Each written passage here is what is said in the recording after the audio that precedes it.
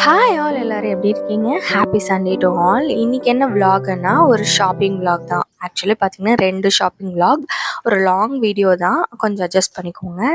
சரி வாங்க வீடியோக்குள்ளே போகலாம்.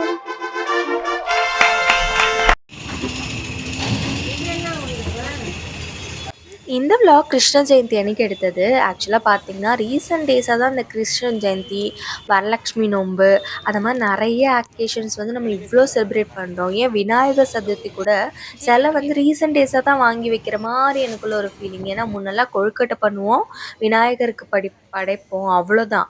பட் இப்போது சோஷியல் மீடியானால இதெல்லாம் ரொம்ப அதிகமாக ஸ்ப்ரெட் ஆகிடுச்சோன்னு ஒரு தோணுது. செகண்ட் ஸ்பாட் பார்த்திங்கன்னா க்ராசரி ஷாப்பிங். மந்த் எண்டில் என்னடா க்ராசரி ஷாப்பிங்னு நினைப்பீங்க. ஆக்சுவலாக இந்த வீடியோஸ் 2 வீக்ஸ் பிஃபோர் எடுத்தது. எனக்கு இப்போ தான் டைம் கிடச்சிது, அதனால் அப்லோட் பண்ணுறேன். இந்த மாதிரி ஸ்பார் அந்த ஸ்மார்ட் பஜார்லாம் போகும்போது பல்காக இருக்க ப்ராடக்ட்ஸ் வாங்கினீங்கன்னா அது நமக்கு பெனிஃபிட். லைக் இப்போது நாங்கள் போய் வாங்கினேன்னா அது வந்து 2-3 மந்த்ஸ்க்கு வந்து சஸ்டெயின் ஆகிற மாதிரி வாங்கணும். அந்த மாதிரி திங்ஸ் வாங்கினா பெனிஃபிட். நீங்கள் மந்த்லி இங்கே போய் பொருள் வாங்கினா அது அந்தளவுக்கு பெனிஃபிட்டாக இருக்க மாதிரி எனக்கு தெரியல. அதே மாதிரி இன்னொரு விஷயம் என்னென்னா, இங்கே யூஸ் பண்ணுற பிராண்ட் பார்த்திங்கன்னா முன்னெல்லாம் எல்லா பிராண்டும் இருக்கிற மாதிரி ஒரு ஃபீலாக இருக்கும். இப்போலாம் ரொம்ப ரொம்ப மினிமலாக கையை விட்டு எண்ணுற மாதிரி பிராண்ட்ஸ் தான் இருக்குது. ஃபுட் ப்ராடக்ட்ஸில் நான் சொல்கிறேன், இந்த க்ராசரிஸில் சொல்கிறேன். எனக்கு தெரிஞ்சு ஒரு 2 ப்ராடக்ட் தான் அதிகமாக, 2 பிராண்டு தான் அதிகமாக இருந்துச்சு, குட் லைஃப் அண்டு டாட்டா. அதை தவிர நம்ம யூஸ்வலாக நம்ம சின்ன வயசுலேருந்து கேள்விப்பட்ட ப்ராடக்ட்ஸ் எதுவுமே அங்கே அவைலபிளாக இல்லை. அப்புறம் பார்த்திங்கன்னா அந்த ஆச்சி மசாலாலாம் இருந்துச்சு.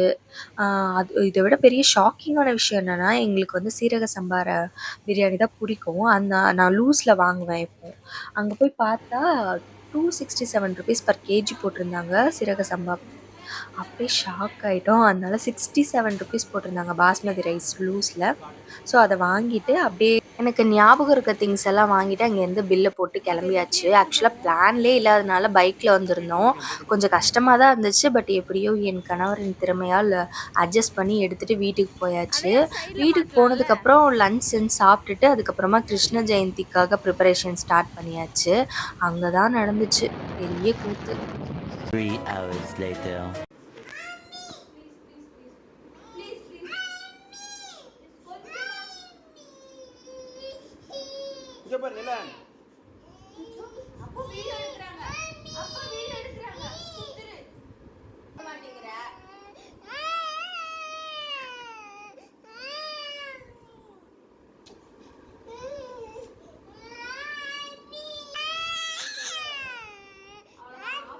A few moments later.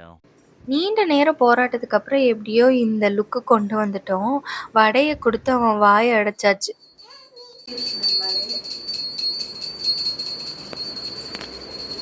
Krishna Jayanthi வந்துட்டாலே போதுமே காலையிலே காஸ்டியூமோட வந்துருவாங்களே இவங்க. இதை வேற ஆன்லைன்ல ஆர்டர் பண்ணிருப்பாங்க போல.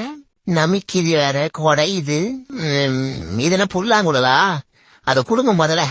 அதை வச்சு எங்க அப்பா மண்டே போல அவன் தான் இது எல்லாத்துக்கும் காரணம். எங்க அம்மா செஞ்சதா சாம்பாரே ரசம் மாதிரி வைக்கும். இது வேற கருகி போயிருக்கு. சாப்பிட்டா வயிற்றால வேற போகும். சாப்பிடலாம் வைவா வேற. சாப்பிடுவோம்.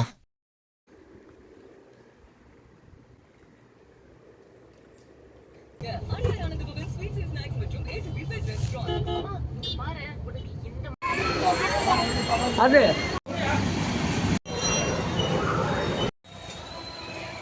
கொடுங்க, அவனுக்கு பிடிக்கணுமா? இல்லை பழைய பாத்திரம், அதுவும் யூஸ் இல்லாமல் இடத்த ஆக்குபை பண்ணிவிட்டு நிறைய இருக்கிற மாதிரி இருந்துச்சு. அதனால சரி அதை போட்டுட்டு யூஸ்ஃபுல்லாக ஏதாவது ப்ராடக்ட் வாங்கலான்னு சொல்லிட்டு சரவணா ஸ்டோர்ஸ் போகலான்னு பிளான் பண்ணியிருந்தேன். ஆக்சுவலாக என்னோடய பிளான் வந்து டி நகர் தான். ஆனால் அன்றைக்கி க்ரௌடாக இருக்கும்னு தெரியும். ஏன்னா இது ஒரு சண்டே எடுத்ததுன்னு நினைக்கிறேன். சரி க்ரௌடாக இருக்குமே அப்படின்னு சொல்லிட்டு நாங்கள் குரோம்பேட் சூஸ் பண்ணி குரோம்பேட் போனோம். அங்கே போனால் அங்கேயும் அவ்வளோ கூட்டம். நான் சரவணா ஸ்டோர்ஸ் போய் ஆல்மோஸ்ட் ஒரு 1 இயர் கிட்ட இருக்கும். அவ்வளோ க்ரௌடு நான் வந்து என்னால் ஹேண்டில் பண்ணவே முடியல. அங்கே இருந்த க்ரௌடுக்கு விட்டால் அழுதுருப்பேன். அந்த அளவுக்கு க்ரௌடு இருந்துச்சு. ஆடி மந்த்து ஆஃபர்னால இவ்வளோ க்ரௌடாக, இல்லை எப்போவுமே இவ்வளோ க்ரௌடாக தான் இருக்குமா என்னென்னு எனக்கு தெரியல. மோஸ்ட்லி நான் வந்து இந்த மாதிரி ஷாப்பிங் எல்லாம் நான் அவ்வளோவா போனது கிடையாது. ரொம்ப ரொம்ப கம்மியான ஃப்ரீக்வன்சியில் தான் இந்த மாதிரி சரவணா ஸ்டோர்ஸு, சென்னை சில்க்ஸ் அந்த மாதிரி பெரிய கடைக்கெல்லாம் நான் போயிருக்கேன். ஸோ வந்து எனக்கு அது ரொம்ப புது எக்ஸ்பீரியன்ஸாக இருந்துச்சு. அது இல்லாமல் நிலனை வச்சுட்டு ஹேண்டில் பண்ணுறது எங்கள் 2 பேருக்குமே ரொம்ப ரொம்ப பெரிய டாஸ்க்காக இருந்துச்சு. அங்கே போய் பார்த்தா ஹேண்ட்பேக்ஸுக்குன்னு ஒரு தனி செக்ஷன் இல்லை, தனி floor. So floor full of handbag. அதை பார்த்து அப்படியே எனக்கு என்ன பண்ணுறதுனே தெரியல. வாங்காதவங்க கூட, வாங்கணும்னு தோணாதவங்க கூட அங்கே போய் வாங்கணும்னு தோணிடும் போல இருக்குது. இந்த க்ரீன் பேக் எனக்கு ரொம்ப பிடிச்சிருந்துச்சு. 1500 சம்திங் இருந்துச்சு. சூப்பராக இருந்துச்சு. ஆனால் நான் வாங்கலை. இப்போ எதுக்கு தேவையில்லாமல் செலவுன்னு சொல்லிட்டு நான் பார்த்துட்டு மட்டும் வந்திருக்கேன். பில்லிங் செக்ஷன் பார்த்திங்கன்னா ஒரு அனுமார் வால் மாதிரி போயிட்டு இருந்துச்சு. அவ்வளோ க்யூ. அப்புறம் வந்து வின்டர் ஸ்டார்ட் ஆகிறதுனால வந்து கொடைக்குன்னே ஒரு செக்ஷன் வச்சுருந்தாங்க. அப்புறமா டாய் செக்ஷன் போனோம்.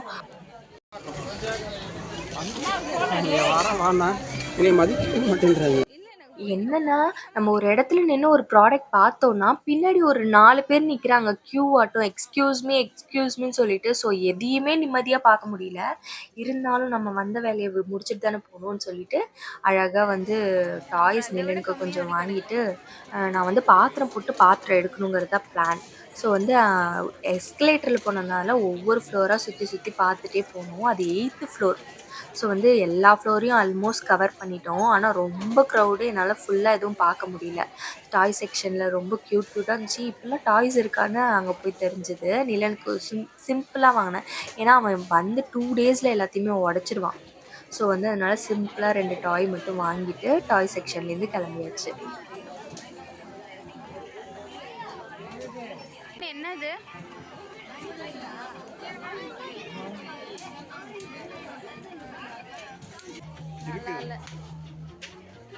இதுக்கு அடுத்த ஃப்ளோர் பார்த்தீங்கன்னா ஸ்லிப்பரு. நான் வந்து என்னோடய ஸ்லிப்பர் பிஞ்சிருச்சு வாங்கணும்னு நினச்சிட்டே இருந்தேன். ஸோ பார்த்ததும் பூந்துட்டேன். ஒரு ஃப்ளோர் ஃபுல்லாக ஸ்லிப்பர்.